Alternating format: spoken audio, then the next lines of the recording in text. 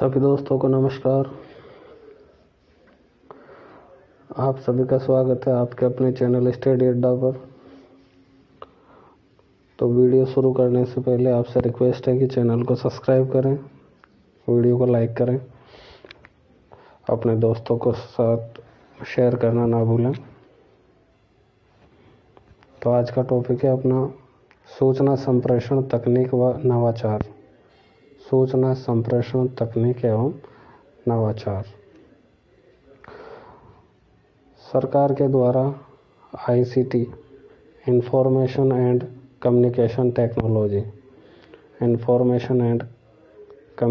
Technology के विकास के लिए 3% बजट का प्रावधान भी किया है। 3% बजट का प्रावधान भी किया है आईसीटी के विकास के लिए। इंफॉर्मेशन एंड कम्युनिकेशन टेक्नोलॉजी के विकास के लिए 3% बजट का प्रावधान। भारत में सूचना संप्रेषण तकनीक के जन्मदाता राजीव गांधी। भारत में सूचना संप्रेषण तकनीक के जन्मदाता राजीव गांधी। ई गवर्नेंस की भारत में शुरुआत, जो ई गवर्नेंस है उसके भारत में शुरुआत 15 अगस्त 2002 से राष्ट्रीय ई प्रशासन योजना के माध्यम से की गई। ई गवर्नेंस की भारत में शुरुआत 15 अगस्त 2002 से राष्ट्रीय ई प्रशासन योजना के माध्यम से की गई। ई गवर्नेंस के प्रकार 4। ई गवर्नेंस के प्रकार 4।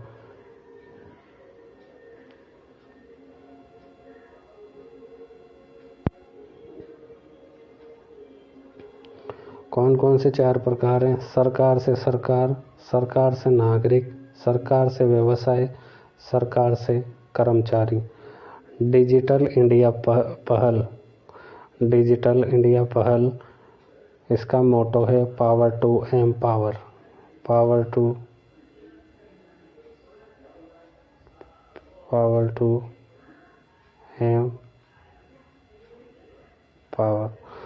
To empower. डिजिटल इंडिया पहल, इसका motto power to empower. Electronics और सूचना प्रौद्योगिकी मंत्रालय द्वारा लॉन्च किया गया। डिजिटल इंडिया पहल इलेक्ट्रॉनिक्स और सूचना प्रौद्योगिकी मंत्रालय द्वारा लॉन्च किया गया। मोटो इसका पावर टू एम्पावर। राष्ट्रीय ई प्रशासन योजना। राष्ट्रीय ई प्रशासन योजना केंद्र सरकार द्वारा इसकी शुरुआत 18 मई 2006 को की गई। कब की गई? 18 मई 2006 को की गई। 2006 को की गई। इसके द्वारा 31 मिशन मोड परियोजनाओं का संचालन किया जा रहा है। 31 मिशन मोड परियोजनाओं का संचालन। इसका ध्येय वाक्य है, एक कदम आपकी ओर, एक कदम आपके लिए। एक कदम आपकी ओर, एक कदम आपके लिए। इसके द्वारा 23 नवंबर 2007 को उमंग ऐप प्रारंभ। राष्ट्रीय ई प्रशासन योजना के द्वारा 23 नवंबर 2007 को 23 नवंबर 2007 को उमंग ऐप प्रारंभ किया गया। इस ऐप में केंद्र व राज्य की 1200 सेवाएं, जो 1200 भाषाओं में उपलब्ध हैं, 12 भाषाओं में उपलब्ध हैं। उमंग ऐप का प्रारंभ किया गया। केंद्र व राज्य की 1200 सेवाएं 12 भाषाओं में उपलब्ध हैं।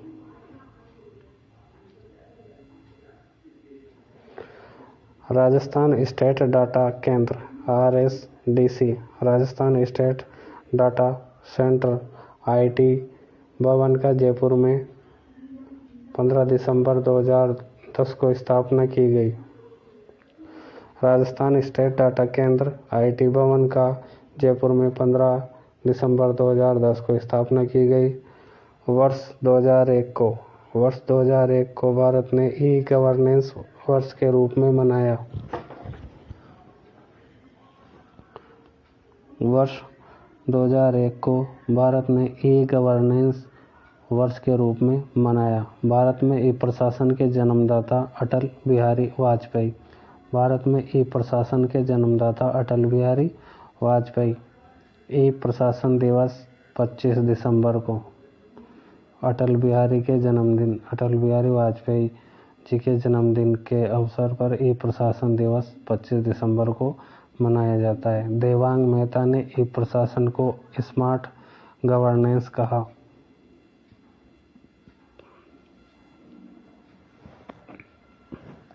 देवांग मेहता ने ई प्रशासन को स्मार्ट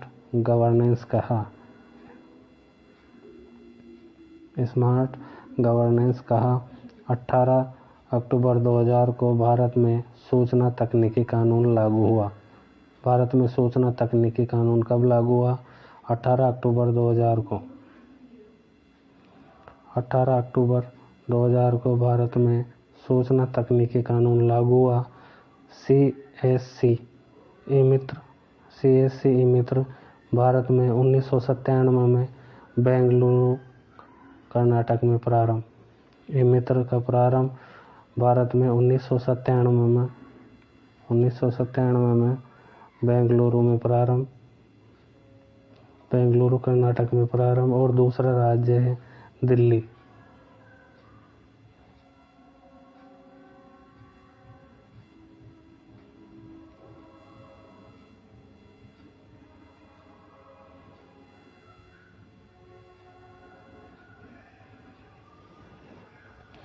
सूचना प्रौद्योगिकी व संचार विभाग द्वारा वर्ष 2002 में नागरिकोन्मुखी परियोजना लोक मित्र जो शहरी क्षेत्रों में व जनमित्र ग्रामीण क्षेत्रों में शुरू की गई।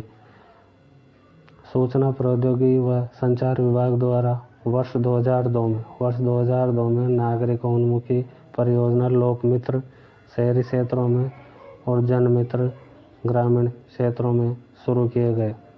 लोक मित्र जो है 30 मार्च 2002 को जयपुर में शुरू किया गया। 30 मार्च 2002 को जयपुर में शुरू किया गया। ई मित्र राजस्थान में 2005 में ई मित्र की स्थापना। लोक मित्र और जन मित्र को मिलाकर जो शहरी क्षेत्रों के लोक मित्र थे और ग्रामीण क्षेत्रों के जन मित्र को मिलाकर ई मित्र की स्थापना राजस्थान में 2005 में की गई। PPP मॉडल पर आधारित है। 17 जून 2006 को 33 जिलों में लागू।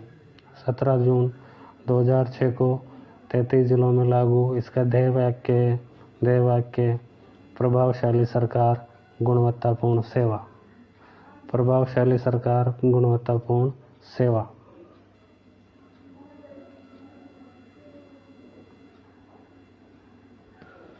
2016 से ई मित्र को SSO विंडो के नाम से जाना जाता है। 2016 से ई मित्र को SSO विंडो के नाम से जाना जाता है। सामान्य सेवा केंद्र कॉमन सर्विस सेंटर CSC इसका प्रारंभ देश में हुआ सितंबर 2006 में और राजस्थान में 20 मई 2009 को प्रारंभ हुआ। सामान्य सेवा केंद्र कॉमन सर्विस सेंटर CSC का प्रारंभ देश में सितंबर 2006 में जबकि राजस्थान में प्रारंभ 20 मई 2009 को किया गया। 1 अप्रैल 2011 से एकल खिड़की सुगम की शुरुआत जो उपखंड स्तर पर की गई। सुगम की शुरुआत एकल खिड़की 1 अप्रैल 2011 को। राजस्थान ई ज्ञान 12 फरवरी 2016 को प्रारंभ बसंत पंचमी के दिन। राजीव गांधी कैरियर पोर्टल 6 फरवरी 2019 को शिक्षा मंत्री गोविंद सिंह डोटासरा द्वारा यूनिसेफ के सहयोग से लॉन्च किया गया था। राजीव गांधी कैरियर पोर्टल 6 फरवरी 2019 को शिक्षा मंत्री गोविंद सिंह डोटासरा द्वारा यूनिसेफ के सहयोग से लॉन्च किया गया। एडुसेट प्रथम भारतीय शैक्षिक उपग्रह। इसका वास्तविक नाम था GSAT 3। 20 सितंबर 2004 को इसरो के सहयोग से श्रीहरिकोटा आंध्र प्रदेश से 36,000 किलोमीटर दूरी पर अंतरिक्ष में स्थापित। 20 सितंबर 2004 को इसरो के सहयोग से श्रीहरिकोटा आंध्र प्रदेश से 36,000 किलोमीटर दूरी पर अंतरिक्ष में स्थापित। पहले आयुकाल था 7 वर्ष। पहले जो आयुकाल था 7 वर्ष, लेकिन 5 जनवरी 2014 को जीसैट 14 प्रक्षेपित कर आयुकाल 12 वर्ष बढ़ाया। कब बढ़ाया? 5 जनवरी 2014 को। राज्य में एडुसेट योजना का प्रारंभ 22 अप्रैल 2006 को शिक्षा संकुल जयपुर से प्रारंभ। राजस्थान में एडुसेट योजना 24 अप्रैल 2006 को शिक्षा संकुल जयपुर से प्रारंभ। एडुसेट के माध्यम से 16 भाषाओं में, कितनी भाषाओं में? एडुसेट के माध्यम से 16 भाषाओं में शिक्षा संबंधी चैनलों का प्रसारण। 16 भाषाओं में। ज्ञान दर्शन एक टीवी चैनल है, 24 घंटे शैक्षिक कार्यक्रमों का प्रसारण करता है। ज्ञान दर्शन एक टीवी चैनल 24 घंटे शैक्षिक कार्यक्रमों का प्रसारण 2 शाखाओं में प्रसारित करता है। पहली शाखा है ज्ञान दर्शन प्रथम, जिसकी स्थापना 26 जनवरी 2000 को हुई। इसकी नोडल एजेंसी NCERT। और दूसरी ज्ञान दर्शन द्वितीय, इसकी स्थापना 26 जनवरी 2003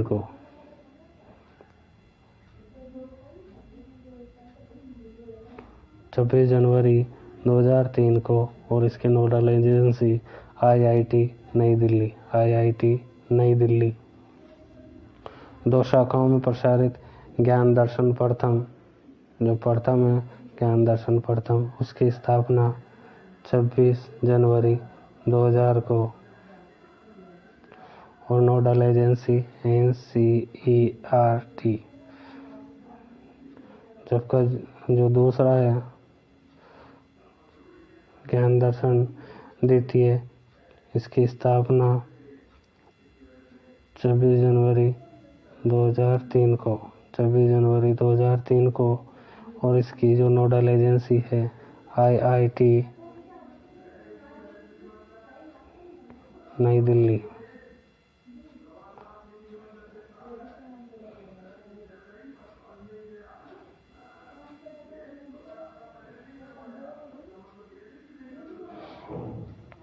ज्ञान दर्शन को एकलव्य चैनल के नाम से भी जाना जाता है। जो ज्ञान दर्शन सेकंड है, द्वितीय है, उसको एकलव्य चैनल के नाम से भी जाना जाता है। ज्ञान दर्शन प्रथम का प्रसारण 23 घंटे और 1 घंटे विदेशी कार्यक्रम प्रसारण होता है। ज्ञानवाणी क्या है? शैक्षणिक FM रेडियो नेटवर्क जो 16 घंटे प्रसारण करता है। कितने घंटे? 16 घंटे।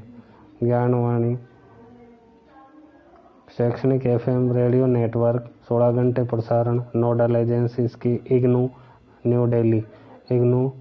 नई दिल्ली। भारत में FM रेडियो चैनल की शुरुआत 1993 में भारत में FM रेडियो चैनल की शुरुआत।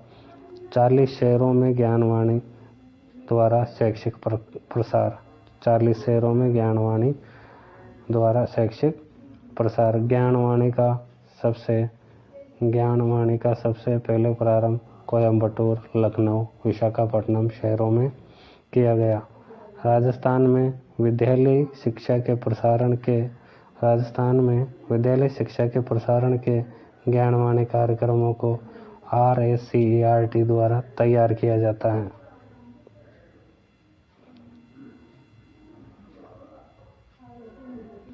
राजस्थान में विद्यालय शिक्षा के प्रसारण के ज्ञानवाणी कार्यक्रमों को RSCERT द्वारा तैयार किया जाता है। राजस्थान सरकार ने 30 जून 2014 को ऊंट को राज्य पशु का दर्जा दिया। 30 जून 2014 को। सर्वाधिक ऊंट बाड़मेर में, न्यूनतम ऊंट प्रतापगढ़ में। ऊंटों का देवता बाबूजी को कहा जाता है। केंद्रीय ऊंट प्रजनन केंद्र जो हड़बेड़ बीकानेर में है। गणतंत्र दिवस 2022 परेड में बीएसएफ के 100 ऊँटों का दस्ता शामिल होगा। 100 ऊँटों का दस्ता शामिल होगा जिसका नेतृत्व संग्राम नामक ऊँट करेगा और इस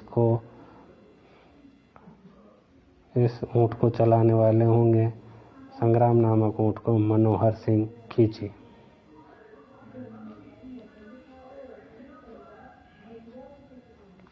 हाल ही में राजस्थान हाई कोर्ट ने कुंभलगढ़ वन्यजीव अभयारण्य की सीमा से 1 किलोमीटर दायरे में निर्माण कार्य पर रोक लगा दी है और यह कुंभलगढ़ वन्यजीव अभयारण्य 5वें टाइगर रिजर्व के रूप में प्रस्तावित है। राजस्थान में कोरोना वैक्सीन की दोनों डोज 100% दोनों डोज लगाने वाला पहला जिला प्रतापगढ़। पूर्व Wimbledon double champion Sania Mirza ने 2022 के बाद टेनिस से संन्यास की घोषणा की। भारत ने 20 जनवरी 2022 को ओडिशा तट से सुपरसोनिक क्रूज मिसाइल ब्रह्मोस के नए संस्करण का सफलतापूर्वक परीक्षण किया। भारत ने 20 जनवरी 2022 को ओडिशा तट से सुपरसोनिक क्रूज मिसाइल ब्रह्मोस के नए संस्करण का सफलतापूर्वक परीक्षण किया। दिल्ली मुंबई एक्सप्रेस वे पर राजस्थान में 12 हेलीपैड बनेंगे। दिल्ली मुंबई एक्सप्रेस वे पर राजस्थान में 12 हेलीपैड बनेंगे और ये एक्सप्रेस वे 1350 किलोमीटर लंबा है। 27 जनवरी को प्रधानमंत्री नरेंद्र मोदी भारत मध्य एशिया शिखर सम्मेलन की पहली जो बैठक है उसकी मेजबानी करेंगे। 27 जनवरी को जो नरेंद्र मोदी प्रधानमंत्री भारत मध्य एशिया शिखर सम्मेलन की पहली बैठक की मेजबानी करेंगे। रूस ने डेनिस अलीपोव को भारत का नया राजदूत बनाने की घोषणा की है। रूस ने डेनिस अलीपोव को भारत का नया राजदूत बनाने की घोषणा की है। 19 जनवरी को राष्ट्रीय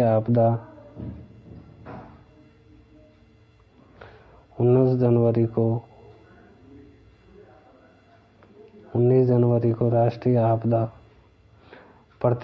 प्रतिक्रिया बल का स्थापना दिवस मनाया जाता है। जो 19 जनवरी को राष्ट्रीय आपदा प्रतिक्रिया बल का स्थापना दिवस मनाया जाता है और थल सेना के उपाध्यक्ष नियुक्त किए गए जनरल मनोज पांडे।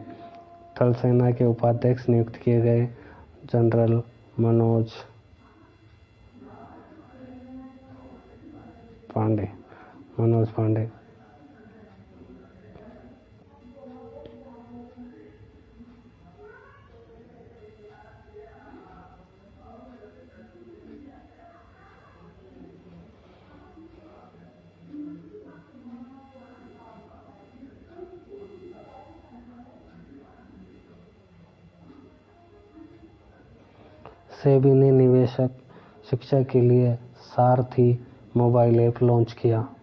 पाकिस्तान की सारा गिल देश की प्रथम ट्रांसजेंडर डॉक्टर। पाकिस्तान की सारा गिल जो है देश की प्रथम ट्रांसजेंडर डॉक्टर है। राजस्थान की पहली महिला विधायक यशोदा देवी। सऊदी अरब में ऊँटों की सेवा व आराम कराने वाला दुनिया का पहला होटल बनाया गया है। होटल का नाम है टेटमैन। एयर इंडिया का नया प्रमुख Vikram Dev Dutt. Miss Rajasthan 2021 Mansi Rathore. Miss Universe Harnaaz Sandhu. Mrs World 2022 Shaylyn Ford. Banswara के कमलपुरा क्षेत्र में यूरेनियम और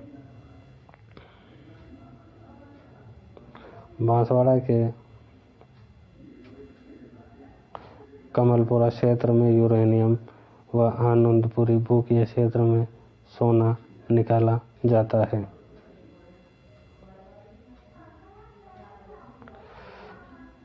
असम मेघालय के बीच लंगपिह एरिया विवाद। असम और मेघालय के बीच कौन सा विवाद है? लंगपिह एरिया विवाद। पहला सैनिटरी नैपकिन फ्री गांव कुबलांगी गांव, एर्नाकुलम जिला, केरल। पहला सैनिटरी नैपकिन फ्री गांव कुबलांगी गांव, एर्नाकुलम जिला, केरल।